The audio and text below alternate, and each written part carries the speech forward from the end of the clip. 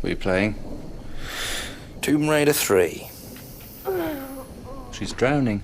Yeah. Is that the point of the game? Depends what mood you're in, really. And who from this generation doesn't remember playing Tomb Raider?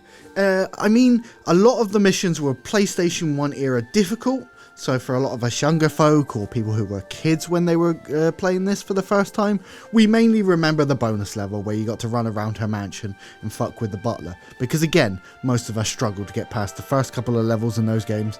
I think I remember fighting a tiger at one point. It was ridiculous. I'd argue for a lot of people that this would have been their first UK located video game. Again, if I believe the metrics for my channel, most of you are Zoomers, but basically in the 1990s we had to make our own objectives in video games, like tricking an old man into getting trapped in a giant walk-in freezer. But it wasn't just Lara Croft's posho home county's pad, there was other places in the UK that featured. We also got an incredibly blocky version of the City of London in Tomb Raider 3. It had Thames Wharf, which was kinda set around St Paul's and not Canary's Wharf, as some misremember. The abandoned tube station at Aldwych, which I could bore you for hours about.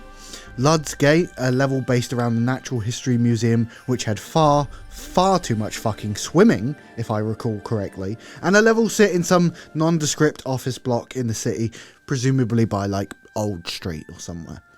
London also turned up in some of the PS2 era Tomb Raiders, but let's be real, ain't nobody cared about PS2 era Tomb Raiders. Come on, what are you talking about?